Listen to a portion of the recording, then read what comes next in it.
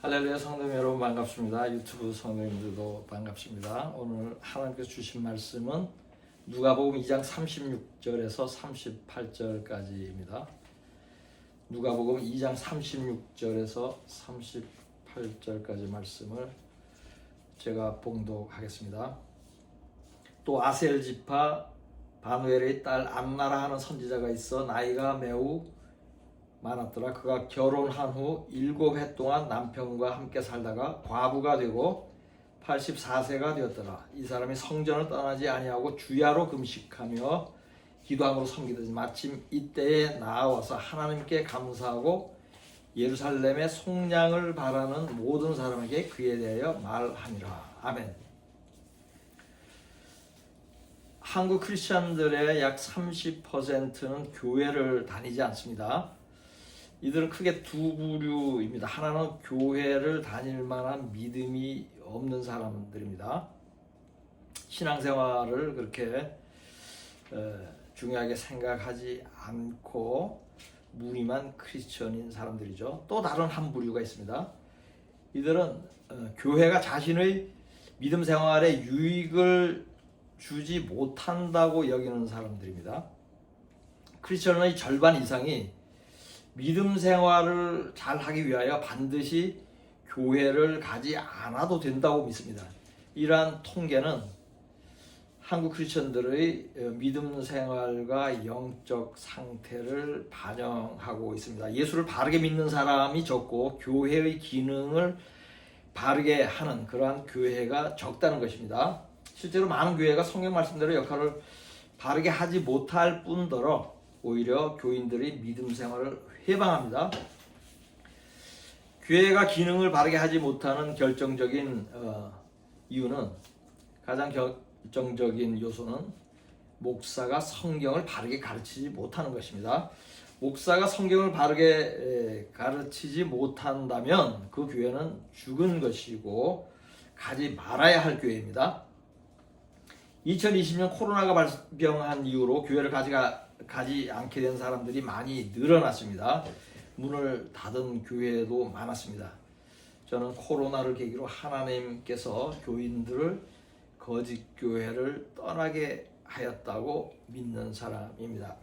지금 한국에는 거짓 교회가 너무 많아서 교회를 떠나야 구원받을 가능성이 높다고 설교를 한 적도 있습니다. 이러한 역설적인 일이 지금 한국에서 벌어지고 있습니다. 저는 지금도 교회를 떠나고 혼자서 믿음 생활을 할 것을 권면하고 있습니다. 물론 혼자 믿음 생활을 한다고 바른 믿음 생활을 하게 된다는 보장은 없습니다. 또한 교회를 이루어 믿음 생활을 하는 것이 성경적입니다. 그러나 그것은 참교회를 만났을 때입니다. 한국에는 참교회가 거의 없습니다. 그러니 자신의 교회를 검증할 필요가 있습니다. 참교회가 아니라면 우선 그 교회를 떠나야 합니다. 그런 후 혼자 믿음 생활을 하면서 성령의 인도로서 참교회를 찾거나 스스로 참교회를 이루면 됩니다. 거짓 교회를 구분하는 기준 몇 가지를 말씀드리겠습니다. 첫째, WCC나 WEA에 가입되어 있는 교회. 둘째, 장로교 합동, 장로교 통합, 감리교, 침례교, 순복음 등 대형 교단에 속한 교회. 셋째, 안식교, 신천지, 하나님의 교회 등 이단이라고 평판이 난 교회. 넷째, 목사가 돈이나 여자 문제로 구설수에 올랐던 교회. 다섯째, 여자 목사가 목회를 하는 교회. 그것이 다섯 번째입니다. 다섯째, 여자 목사가 목회를 하는 교회. 여섯째, 한 번 구원은 영원한 구원이라고 가르치는 교회. 일곱째, 부자가 되고 부유하게 살라고 가르치는 교회. 한국의 교회들 중에 지금 언급한 기준에 하나라도 부합되지 않는 교회는 거의 없습니다. 그러므로 이 기준을 적용하면 한국 교회의 대부분이 거짓 교회이고 떠나야 할 교회입니다. 슬프게도 이것이 한국 교회의 현실입니다. 많은 교인들이 이러한 교회가 거짓 교회인 것을 모르는 이유가 있습니다. 두 가지 이유가 있습니다. 첫째, 무지하기 때문입니다. 무지하다는 것은 성경을 모른다는 것입니다. 성경을 모름으로 WCC가 배도하는 것이고 교단을 만드는 것이 비성경적이고 여자가 목사를 할 수 없다는 것을 모르는 것입니다. 둘째, 미혹되었기 때문입니다. 미혹됐다는 것은 목사에게 속아서 잘못 믿고 있다는 뜻입니다. 목사의 탐심과 음란과 거짓의 영에 잡혀 있다는 뜻입니다. 그리하여 돈을 사랑하고 음란하고 한 번 구원은 영원한 구원이라는 거짓 교리를 믿으면서 구원받은 줄로 아는 것입니다. 교인들 중에는 자신이 섬기는 교회가 거짓 교회인 줄 알면서 다니는 사람들도 있습니다. 그런 사람들을 만났습니다. 그 이유가 크게 두 가지입니다. 첫째는 다른 교회도 다 마찬가지므로 라는 자조적인 생각 때문에 그냥 다니는 것이에요. 둘째는 오래 다닌 교회이고 친한 교우들이 많음으로 습관적으로 다니고 있습니다. 이러한 생각은 자신의 구원을 담보로 하는 매우 경솔한 판단입니다. 이들이 거짓 교회에 다니는 것을 가볍게 여기는 이유는 거짓 목사의 설교를 듣고 있는 것이 구원받지 못할 죄라는 것을 알지 못하기 때문입니다. 예레미야 14장 15절 16절 말씀을 보겠습니다. 그러므로 내가 보내지 아니하였어도 내 이름으로 예언하여 이르기를 칼과 기근이 이 땅에 이르지 아니하리라 하는 선지자들에 대하여 여호와께서 이와 같이 말씀하셨노라.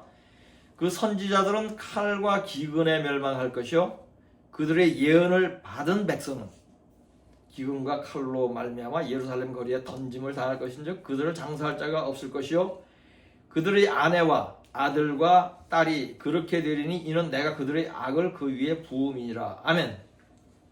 이 구절은 거짓 예언을 하는 자와 그 예언을 들은 자들이 함께 멸망한다는 것을 보여줍니다. 성경에는 이러한 말씀이 여러 곳에 있습니다. 한 곳 더 보겠습니다. 예레미야 20장 6절을 보겠습니다. 바소후라 너와 내 집에 사는 모든 사람이 포로되어 옮겨지리니 내가 바벨론에 이르러 거기서 죽어 거기 묻힐 것이라. 너와 너희 거짓 예언을 들은 내 모든 친구도 그와 같으리라 하셨느니라. 아멘. 이 구절도 거짓 제사장 바스훌과 그 예언을 듣고 있던 사람들이 함께 죽어 묻힐 것이라고 합니다. 거짓 목사와 거짓 목사의 설교를 듣는 교인들은 함께 멸망합니다. 목자가 구원받지 못하는데 양들이 구원받을 수 없습니다. 목자와 양은 함께 살든지 함께 죽습니다. 거짓 목사의 설교를 듣는 교인들은 거짓 목사와 함께 망합니다. 참 목사의 설교를 듣는 교인들은 참 목사와 함께 구원받습니다. 그렇다면 여러분이 속한 교회가 여러분의 구원을 결정한다고 말하여도 과언이 아닌 것입니다. 여러분의 담임 목사가 여러분의 구원에 결정적인 영향을 미친다는 것은 이처럼 성경적입니다. 그러니 여러분이 섬기는 교회가 참교회인지 살펴야 합니다. 구분하는 것이 어렵지도 않습니다. 조금 전에 설명한 기준을 적용하면 쉽게 구분할 수 있습니다. 그 외에도 거짓교회를 구분하는 쉬운 기준 하나를 더 말씀드리겠습니다. 그것은 교인의 숫자입니다. 목자 한 사람이 기를 수 있는 양의 숫자는 한도가 있을 것입니다. 마찬가지로 목사 한 사람이 양육할 수 있는 교인의 수에는 한계가 있습니다. 목사는 교인 개인 각자의 삶과 영적 상태를 매우 상세히 파악하고 있어야 합니다. 그래야 교인들 각자에 맞는 양육을 할 수 있기 때문입니다. 그러기 위하여는 교인의 수가 많지 않아야 합니다. 예수님도 결국에는 12명만 끝까지 양육하였습니다. 요한복음 6장 66절 67절을 보겠습니다. 그때부터 그의 제자 중에서 많은 사람이 떠나가고 다시 그와 함께 다니지 아니하더라. 예수께서 12제자에게 이르시되 너희도 가려느냐. 아멘.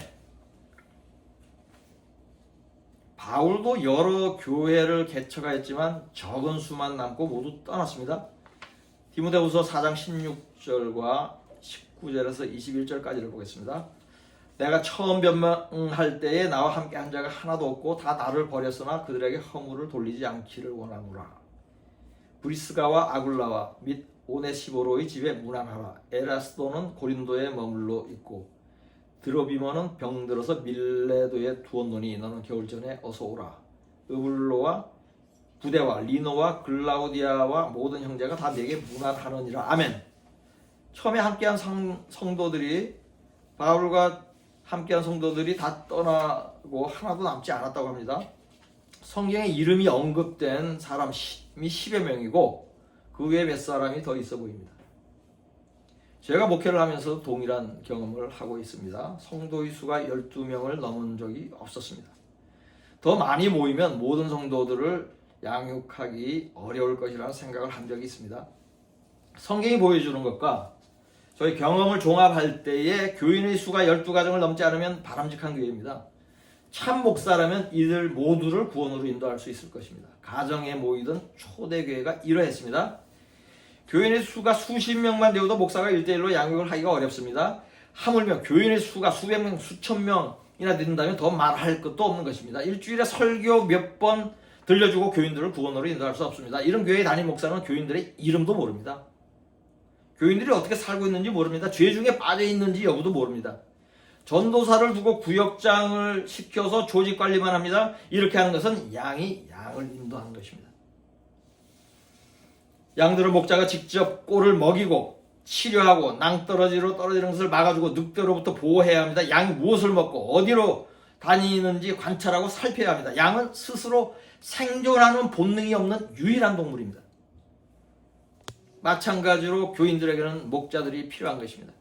목사 한 사람이 수백 명의 교인들을 먹일 수 없습니다. 다른 사람에게 위임할 수 있는 일도 아닙니다. 조직으로 관리할 일이 아닙니다. 목사가 교인 한 사람 한 사람을 직접 먹여야 합니다. 교인들은 목사와 수시로 믿음에 관한 상담을 해야 합니다. 성경 말씀을 삶에 적용하는 지혜를 얻어야 합니다. 믿음을 삶에 적용하는 것은 개인마다 상황마다 다릅니다. 설교에 모두 들어있지 않습니다. 성경책 속에 모두 들어있지 않습니다. 그러므로 목사와 교인은 자주 소통해야 합니다. 이를 통해 교인들은 구체적이고 참된 믿음의 양육을 받을 수 있습니다. 가정교회는 예배 때마다 이러한 소통이 가능합니다. 개인적인 소통도 주 7일 하루 24시간 열려 있습니다. 그러나 교인의 수가 많으면 이것이 불가능합니다. 교인들이 교회 안에서 바르게 양육될 수 없습니다. 교인 수가 많은 교회의 교인들은 목사와 교통할 수도 없고 형식적인 종교 생활을 하게 됩니다. 친목단체의 회원처럼 교회를 다니는 것입니다. 이것을 성전 뜰만 받는다고 하는 것입니다. 교인 수가 많으면 참교회가 될 수 없다는 것을 상세히 설명했습니다. 이 기준은 참교회와 거짓교회를 구별하는 매우 간단하고 분명한 지표로 사용할 수 있습니다. 그렇다면 참교회는 어디서 어떻게 찾을 수 있겠습니까? 참교회는 성령만이 찾아줄 수 있습니다. 사람의 눈으로 찾을 수 없습니다. 그러니 건물이 있고 간판이 있는 교회가 참교회일 가능성은 거의 없습니다. 이러한 모든 정황을 종합하면 마지막 때의 참교회는 어떤 모습일지 그림이 그려집니다. 그것은 초대교회처럼 가정에서 소수가 모이는 교회입니다. 거기에는 목사가 있을 수도 있고 없을 수도 있습니다. 영적인 리더의 역할을 할 수 있는 성도가 있으면 됩니다. 가족끼리 모여도 되고 이웃의 몇 가정만 모여도 됩니다. 이들이 모여서 예배드리는 모습이 성경에 있습니다. 사도행전 2장 44절에서 47절까지를 보겠습니다.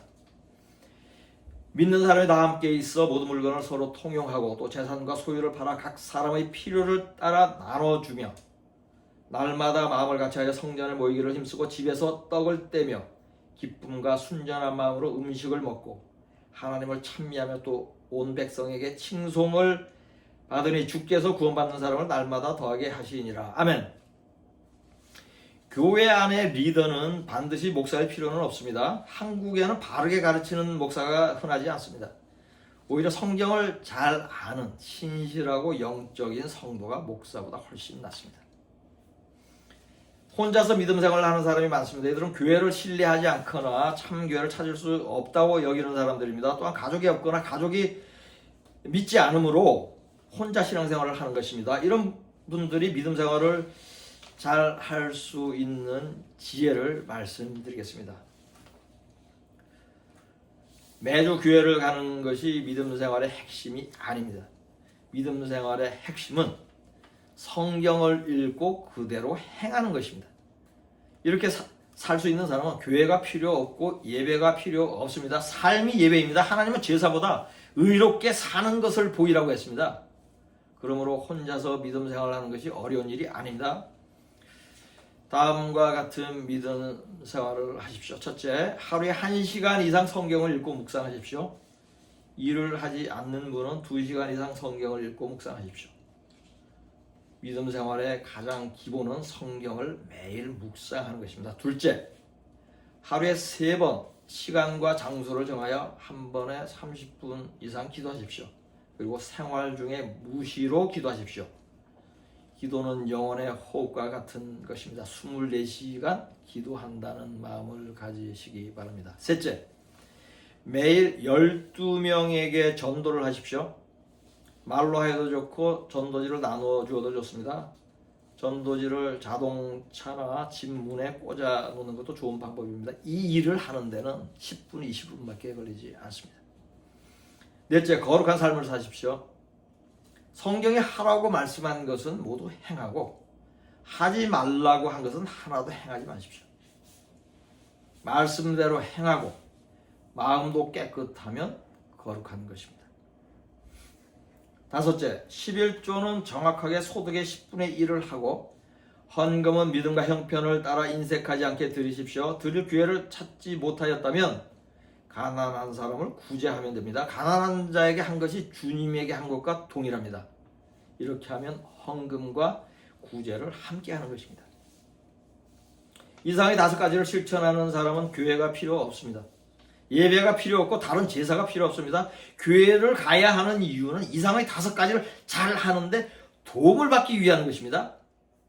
혼자서 잘 한다면 교회를 갈 필요가 없다는 것입니다. 어차피 이러한 믿음 생활에 도움을 줄 만한 교회를 세상에서 찾아보기 어렵습니다. 오히려 믿음 생활을 잘 못하도록 미혹하는 교회가 대부분입니다. 혼자 믿음 생활을 오랫동안 한 신실한 두 분을 잘 알고 있습니다. 지금은 두 분 다 고인이 되었습니다. 이 두 분에 대해서 잠깐 말씀하겠습니다. 한 분은 이북에 사시던 분인데 6.25 사변 때 딸과 사위와 함께 월남한 분입니다. 제가 이분을 처음 뵌 것은 약 40년 전입니다. 이분은 그 당시 80 중반 정도의 연세였습니다. 딸과 사위가 예수를 믿지 않았습니다. 그리고 전쟁통에 허리를 다쳐서 허리가 많이 굽어서 별명이 꼬부랑 할머니였습니다. 제가 처음 이분을 뵈었을 때 저에게 예수를 믿는지 물었습니다. 예수를 믿는다고 대답을 하자 많이 반기시면서 함께 예배를 드리자고 했습니다. 함께 찬양을 했습니다. 그리고 믿음에 대한 이야기를 나눴습니다. 이 노인은 외출도 거의 하지 않고 하루 종일 방 안에서 차려주는 밥을 먹고 혼자 성경 읽고 찬양하며 지냈습니다.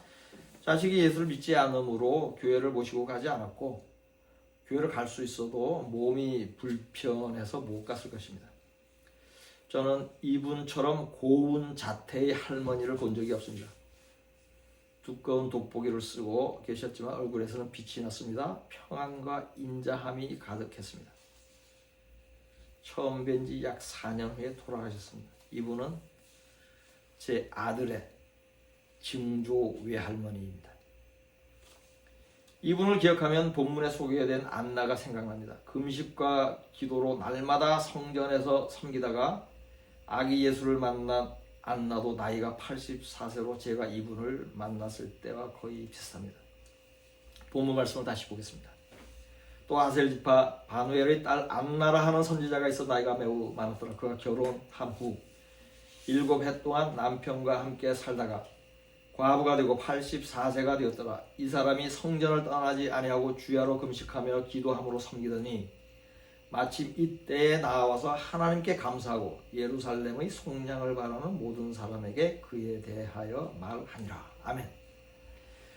안나는 시므온과 함께 아기 예수를 만난 사람입니다. 이 구절의 끝에 그에 대하여 말하더라. 그래서 그는 아기 예수입니다. 이처럼 신실한 사람이 마지막 때에도 휴거되어 공중에서 예수를 만나는 것입니다. 이분도 안나처럼 일찍이 과부가 되었고 신실하였습니다. 일제 때부터 이북에서 예수를 믿었지만 월남아에서는 교회를 가지 않았습니다. 그러나 믿음을 잃지 않았습니다. 구원받았습니다. 다른 한 분은 일제 때 시집을 와서 예수를 믿기 시작한 분입니다. 이분도 남편을 40대에 잃고 과부가 되었습니다. 50대, 60대 믿음 생활을 열심히 하였습니다. 그리고 70대에도 교회를 다닌 것으로 기억을 합니다. 그러나 80대가 되면서 교회를 거의 가지 않았습니다. 교회를 모시고 가던 큰아들이 믿음에서 떠나서 또 이유가 있고 또 점점 연로해지면서 교회를 가지 않게 됐습니다. 가끔 가정에서 예배를 드리고 말씀을 보면서 믿음 생활을 하였습니다. 기도를 많이 하셨습니다. 이분은 마음에 간사함이 없는 분이었습니다. 백순잔치 때에 식당에서 계속하여 여러 차례 하나님께 감사하다는 말을 하는 것을 듣고 저는 크게 감동을 받았습니다. 순서도 안 됐는데 마이크를 달라고 해서 감사 기도를 드렸습니다. 이분은 저희 어머니이고 2년 전 2023년에 103세로 건강하게 사시다 천국에 가셨습니다. 지금까지 두 분 노인의 믿음에 대하여 말씀을 드렸습니다. 지금 제가 말씀드리는 핵심은 교회를 안 가도 신실한 믿음을 지킬 수 있다는 것입니다. 더 정확하게 말하면 교회를 안 가는 것이 믿음을 더 잘 지킬 수 있습니다. 이러한 세태가 되었습니다. 지금의 교회에는 성령이 없습니다. 대신에 건물이 있고 조직이 있고 프로그램이 있습니다. 이러한 것들은 영혼을 살리지 못합니다. 내 영혼이 살려면 이러한 교회를 떠나야 합니다. 교회를 가지 않는 분들 중에 이 설교를 들으시는 분들에게 다시 당부합니다. 여러분이 교회를 가지 않기로 선택한 것은 잘한 일입니다. 구원의 첫 관문은 통과한 것입니다. 그러나 거기에서 그쳐서는 안 됩니다. 스스로를 쳐서 복종하는 믿음의 삶을 바르게 살아야 합니다. 말씀과 기도와 전도와 거룩한 삶을 살아야 합니다. 소유를 팔아 가난한 자를 구제해야 합니다. 예수도 믿고 계명도 지켜야 합니다. 성령의 인도를 받는 사람은 이 모든 것을 행하는 것이 어렵지 않습니다. 혼자서 믿음 생활을 하는 것이 자연스럽습니다. 지금은 마지막 때이고 주님 오실 날이 매우 가깝습니다. 그날의 공중에서 주를 보는 사람은 교회 건물 안에 있는 사람들이 아닐 것입니다. 목사들과 함께 있는 사람들이 아닐 것입니다. 가정에서 또는 가정교회 안에서 믿음을 지키고 거룩하게 사는 사람들일 것입니다. 그들의 수는 매우 적을 것입니다. 마지막 때 들림받는 사람은 안나 같은 사람입니다. 주야로 금식하며 기도하는 사람입니다. 사람들의 속량을 위하여 예수에 대하여 말하며 전도하는 사람입니다. 본문 말씀으로 설교를 마치겠습니다. 또 아셀 지파 바누엘의 딸 안나라 하는 선지자가 있어 나이가 매우 많았더라. 그가 결혼한 후 7해 동안 남편과 함께 살다가 과부가 되고 84세가 되었더라. 이 사람이 성전을 떠나지 아니하고 주야로 금식하며 기도함으로 섬기더니 마침 이때에 나와서 하나님께 감사하고 예루살렘의 속량을 바라는 모든 사람에게 그에 대하여 말하니라. 아멘.